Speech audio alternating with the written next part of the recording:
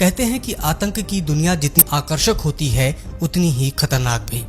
आतंक, गुंडागर्दी, दादागिरी का अंतिम अंजाम हमेशा ही बुरा होता है। ये हमारे ग्रंथों में भी लिखा है, चाहे महाभारत हो, रामायण या फिर कोई और ग्रंथ।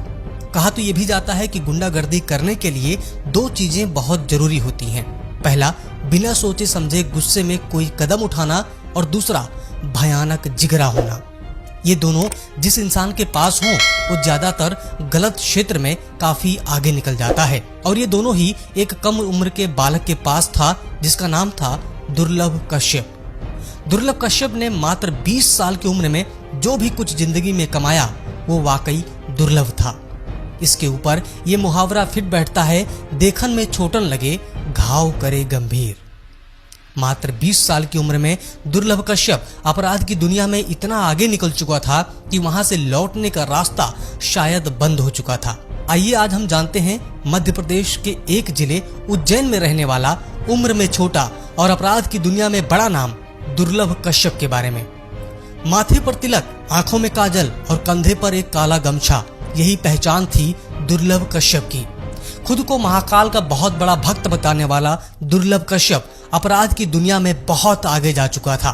माँ स्कूल में वाइस प्रिंसिपल थी। ऐसा बताते हैं कि दुर्लभ बचपन में पढ़ने में काफी होशियार था।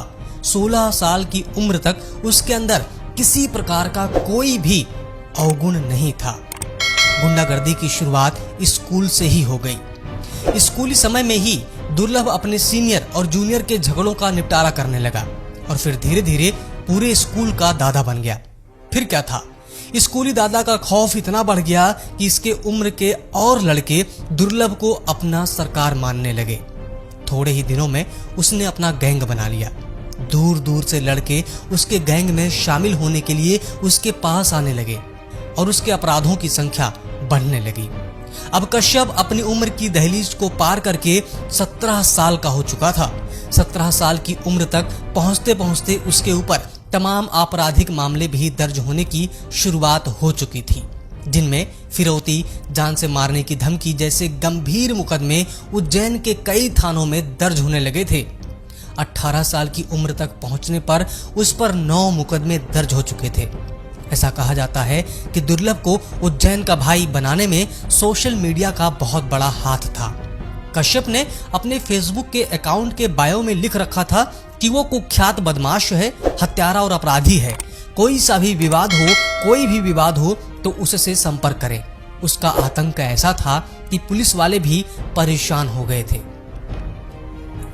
हालांकि जब दुर्लभ कश्यप के सोशल मीडिया के पोस्ट की चर्चा पूरे देश में होने लगी तो उज्जैन पुलिस भी नींद से जाग उठी और फिर 27 अक्टूबर 2018 को दुर्लभ और उसके गैंग के 23 लड़कों को गिरफ्तार कर पुलिस ने जेल में भेज दिया। ये पहली बार था जब दुर्लभ कश्यप को जेल हुई। दुर्लभ कश्यप जब जेल में था तो उस वक्त उज्जैन के तत्कालीन एसपी सचिन अतुलकर ने उससे कहा था कि कश्यप, तुमने कम उम्र में बहुत ज्यादा दुश्मनी पाल ली है। तू जेल में जब तक है तब तक जिंदा है, बाहर निकलेगा तो कोई ना कोई तुझे मार देगा। और बाद में एसपी साहब की भविष्यवाणी बिल्कुल सच साबित हुई। लॉकडाउन से पहले दुर्लभ जमानत पर छूटकर जेल से बाहर आया था और इंदौर में रहने लगा। जब लॉकडाउन खुला तो अपनी मां के पास उज्जैन चला गया। 6 सितंबर 2020 की वो रात थी। सबने बैठकर खाना खाया। इसके बाद दुर्लभ अपने 4 दोस्तों के साथ चाय और सिगरेट पीने के लिए दुकान पर रात करीब 1 बजे पहुंचा। रात के 1:30 बजे थे। उसी समय दूसरे गैंग के शहनवाज, शादाब, इरफान, राजा, रमीज और उनके कई साथी भी उसी दुकान पर पहुंच गए। पुरानी रंजिश के चलते दोनों एक दूसरे को घूरने लगे और शहनवाज से दुर्लभ की कहासुनी हो गई। फिर क्या था, शहनवाज और उसके साथियों ने चाकुओं से कश्यप के ऊपर हमला कर दिया। दुर्लभ ने शहनवाज पर गोली चला दी जो उसके कंधे पर लगी और वो घायल हो गया। इसके बाद शहनवाज के साथी दुर्लभ और उसके दोस्तों पर टूट पड़े। दुर्लभ के साथ उसके 4 दोस्त, जबकि शहनवाज के साथियों की संख्या ज्यादा थी।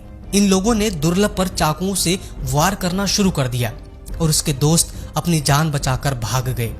दुर्लभ को 34 बार चाकुओं से गोदा गया और मात्र 20 साल की उम्र में उसकी मौत हो गई। इस गैंगवार की खबर से पूरे उज्जैन में दहशत फैल गई। हर चैनल पर बस कश्यप की खबरें चलने लगी थीं।